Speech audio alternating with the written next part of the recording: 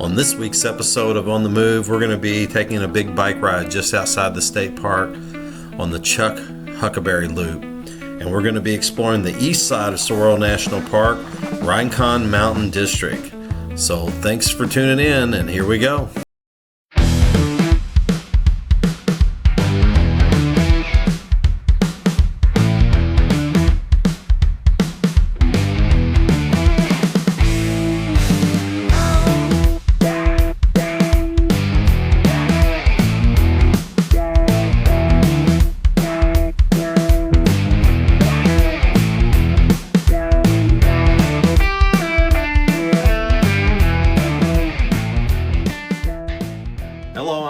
And I'm Sylvia, and we're on the move. And if you're returning, thank you very much. If you're tuned in for the first time, welcome. And Sylvia and I are both recently retired. We're traveling across 14 states on an epic RV journey across 8,000 miles for about the next 5 months. And if you tuned in last week, you know we arrived in Arizona and we're staying at Catalina State Park. Yep, and so this is episode 16. And again, thank you so much for tuning in. We greatly appreciate you. And with that, we'll go ahead and get started. All right. Good morning. It's Saturday, January 31st, and we're just kind of taking it slow this morning. Got some cleaning done. We're going to have a kind of a big breakfast here with fried potatoes, bacon, and omelets. I'm going to cook the bacon and the omelets outside on the griddle, which is one of my favorite things to do, is cook outside.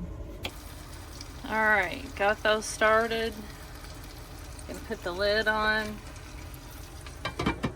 so it can cook more evenly and not make such a splattery mess. All right, so I made it outside. The potatoes are cooking on low, just finishing up inside, so time to get the bacon going outside on the griddle here. I like using the griddle because it's a lot bigger. I can get a lot more done at one time, and I'm outside. I got plenty of room for more. Usually I have to cut the bacon in half for the skillets that I use, but with this I can actually cook full-size bacon. Yep, look at that sizzle. That's some good bacon there. I turned the potatoes off to finish the bacon because they were pretty much done, and I didn't want to overcook them, so I'm just putting a little more heat into them because now I'm going to add some garlic. We love our garlic, and it's good for you. It's like it adds a lot of flavor, but I've learned if I add it in too early, it burns, and then it's not so good. So add it in at the very last, let it cook for just a few more minutes, and then it'll be tasty, good to go. Spray it so it doesn't stick to the insides, and then literally just place it on the griddle. Get this bacon off here. Good morning. Good morning, sounds good. Thanks. And it keeps it from going everywhere.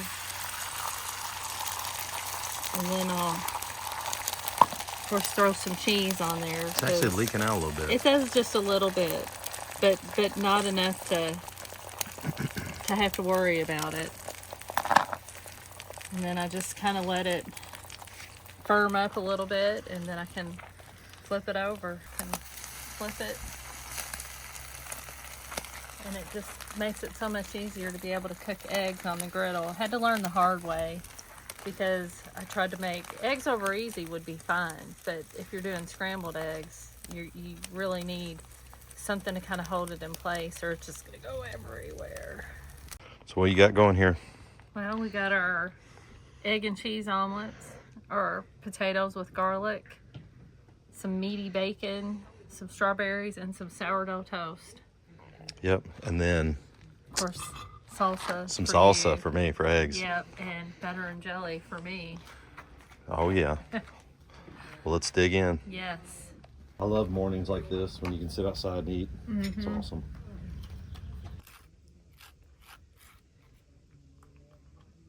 check out this bike trail later. The Huckleberry Loop. This thing goes Huckleberry? Is that what it is? Yeah. Huckle or Huckleberry? Yep, it'll be my Huckleberry. Just outside the main entrance of Catalina State Park on North Oracle Road, you can connect to the Chuck Huckleberry Loop. The Chuck Huckleberry Loop is a system of paved, shared use paths and short segments of buffered bike lanes. More than 138 miles of paved pathways and bike lanes have already been completed, with additional trails to come. The loop extends through unincorporated Pima County, Marana, Oro Valley, Tucson, and South Tucson. The loop connects parks, trailheads, bus and bike routes, workplaces, restaurants, schools, hotels and motels, shopping areas, and entertainment venues. Visitors and Pima County residents can enjoy the loop on foot, bikes, skates, and horses. For more information on the loop, closures, or events, follow Pima Play on Facebook or view the Loop interactive map on pima.gov.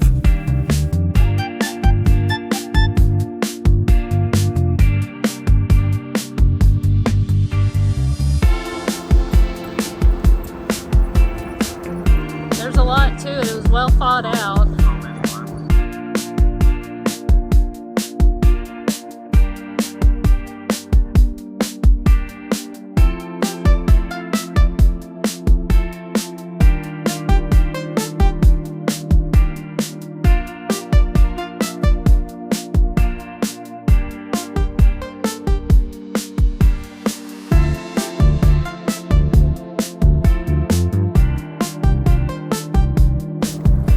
Back to the campground.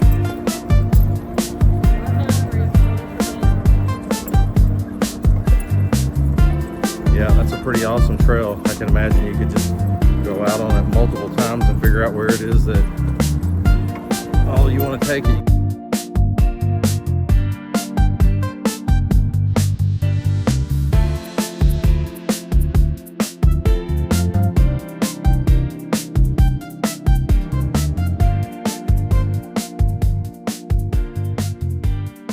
It's always interesting trying to get out of here. Oh my gosh, yes. So many things you gotta do. Do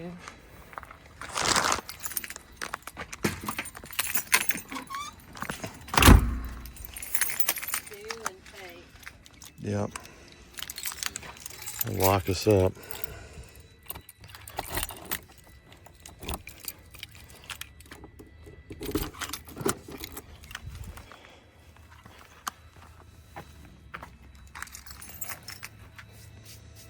Going to Saguaro National. Yeah, yes. the east side of the park, because it's split into two parts. Kind of unique. So it's a wash. Yeah, there's a lot of washout areas. Yeah. Wash. In Tucson. Do not enter. They get these heavy rainfalls and it just floods out everywhere. Saguaro's like hadn't seen its better days. Said I'm tired. Yeah. Loving the Adobe style houses with terracotta roofs. Yeah. A lot of people have solar out here, which totally makes sense. Sunny most of the time. Why wouldn't you? See solar there. Exactly.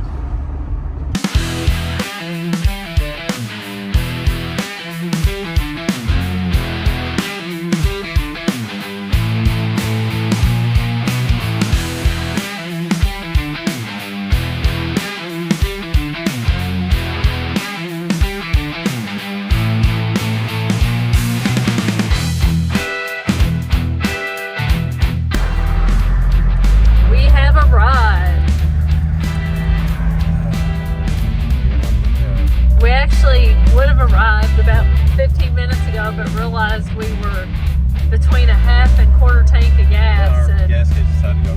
Yeah. So it did one of those where you're like this, and it just went. We felt like we should probably go ahead and top off before we get in here and start driving around. And right off the bat, it's kind of like, because there's all kinds of construction. So it's not very welcoming. Yeah, slow, steep hill ahead. Don't be like this guy. Yeah. Don't be a Dumas. Don't be a fall off. Look at this view of Saguaro. It's ridiculous. Look, it says break now. Break now. Break now. Like now, right now. Not in a minute now. It's a steep hill. Yeah, Oh, if you're on a bike, my. yikes. Now I know why they had the sign of dude like falling off on his head. Look at this view though. It's pretty incredible. There's a lot of stuff in bloom right now. I know. Which is a little early. Lots of yellow flowers. I noticed some of the barrel cactus had blooms. Share the road. Share the road with people, turtles, and bikes. Maybe the occasional Gila. Yeah. Oh, yeah. So this is pretty gorgeous. It's definitely, well, you know, it's amazing. Just outside this, we were like a neighborhood. So yes. To see that they protect this area, just how dense the saguaros are, you know. So again, we're on the east side of the park.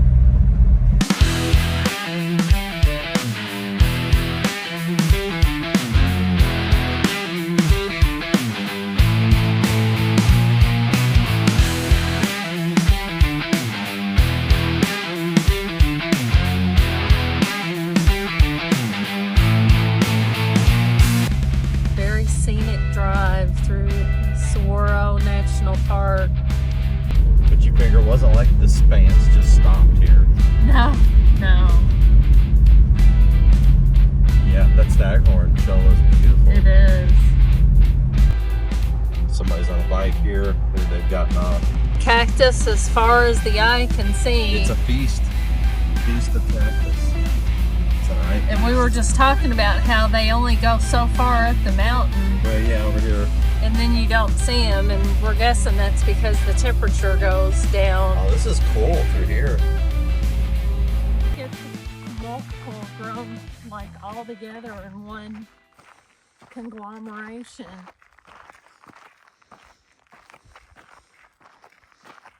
Here's some kind of viewing area. Cactus shack.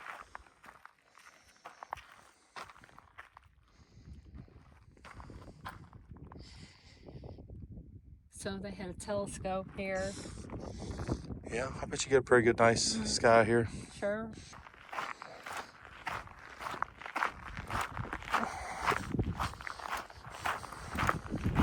Barrel cactus is beautiful, and it's like you said, it's got some fruit budding out on it. Some yum-yums. It'd be interesting to compare Saguaro National Park East and Saguaro National Park West. Yes. Yeah. And we'll be over in that area next week. What, 4 days? So we'll be over there for a week. We'll be staying at Gilbert Ray. And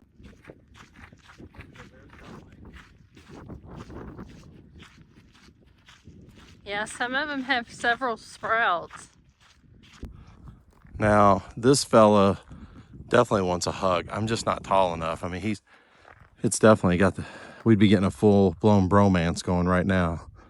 He's got his arms all extended, but just a little too tall.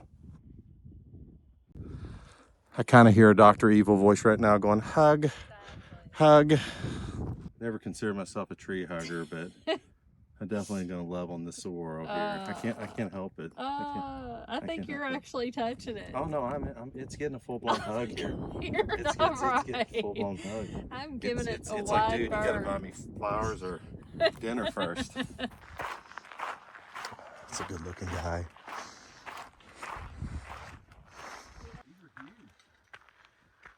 So we veered off onto the lime kiln trail.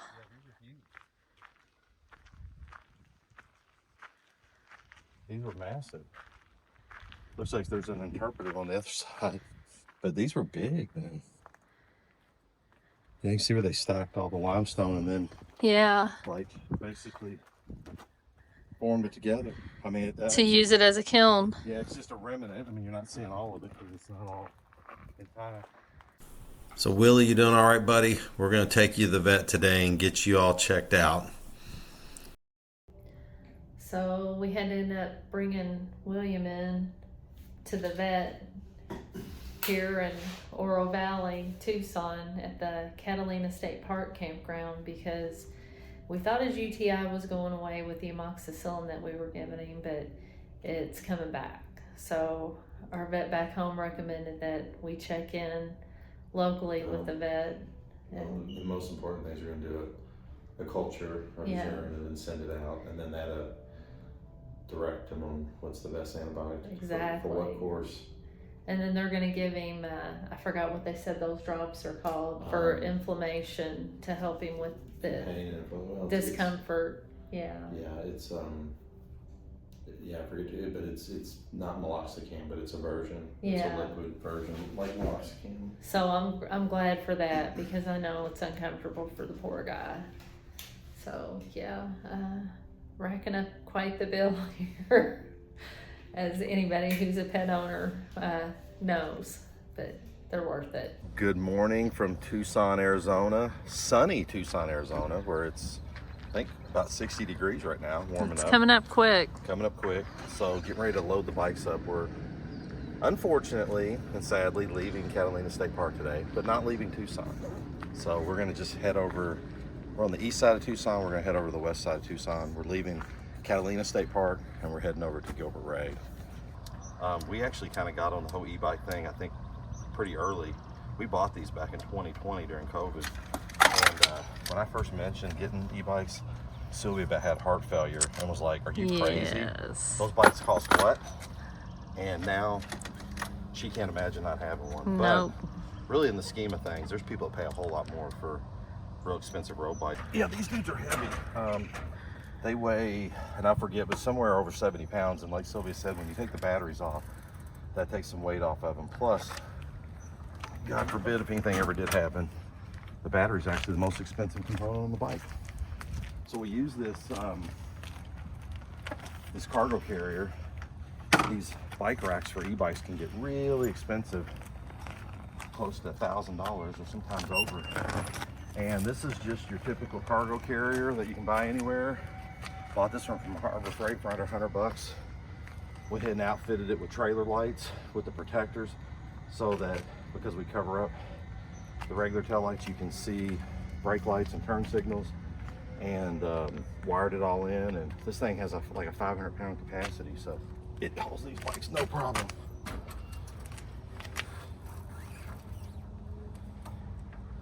So there we go. So we put these pads, these are like a foam pad in between, just kind of keeps the bikes from rubbing and beating up against each other. These are some kind of craft pad that our daughter helped me get. I cut this one sheet in half, I think. She makes a lot of costumes and stuff, and so she got those for us. But yeah, just put those in between there, and then I just throw one strap on each of them, and it does pretty good. You know, it's funny, these bikes, as much as we love them, and you can ride them completely as a regular bike, they're just heavy, and we try to do that as much as often as possible, I should say, and use as little assist as possible. There are some true purists that hate these things. We've been hollered at, told they're not real bikes. Scorned. But here's the thing, you're out there riding, you're getting exercise, and we rode with regular bikes before, but we can travel 4 or 5 times the distance and ride a whole lot more frequently. And it's a lot more enjoyable because you don't ever have to worry about wearing yourself out and being too tired to go further. Yep, get the first one strapped down there. Then I just kind of loop it through, tie in the back tire. Again, not that this is the best way or the only way, it's just the way that we do it. And I tried several different ways, and once you get a system that works for you, then that's what you keep doing, because we have taken these things through quite a few states, over the last almost 6 years. Mm-hmm. So haven't lost one yet. So, but like I said, have improved on my methods of securing them. So they're both strapped up, and I usually go ahead and put locks on them when we travel. Now today's only a short journey. We're only going like 25 miles, which is ridiculous and awesome at the same time. But it still makes me feel safe if you ever stop somewhere. That they're basically just locked together, but they're definitely a lot harder to move if you're trying to move both of them. So this is the absolute most important part of the whole bike procedure. Checking to make sure they're tight, and that's not it. That's not it yet. I'm not there yet. But my son taught me this. You got to say, that ain't going nowhere. Because if you don't say that, it ain't done. That ain't going nowhere. That's good. So, and then we put a cover on them. And I like the cover because it does a couple things. One, it keeps them dry and clean. But I feel like it also locks the whole bikes together better too. By covering them up, it actually kind of really secures the load better. And again, if you stop somewhere to get groceries or stop somewhere and they're sitting here and this is sitting in the parking lot, they're kind of out of sight, out of mind. We're going to like, I'm just tightening it down now. Keep it all secure. All strapped down. All right, I think she's all strapped down. Make sure she's not in front of the lights so they're clear, and I'll test those later. And again, very last thing, most important, Mike will appreciate. Yep, that ain't going nowhere. It's all good, ready to roll. Time to lighten the load. Really? It's the best part of waking up. Emptying your tank. Yeah, it's the fun part. The black tank, It's that not- is. The black thing, yeah, it's a necessary evil. It's not that bad. I definitely Especially- appreciate it. Especially not that bad for you. No, definitely not. Especially now that I don't have to do the wand in the toilet thing. Yeah.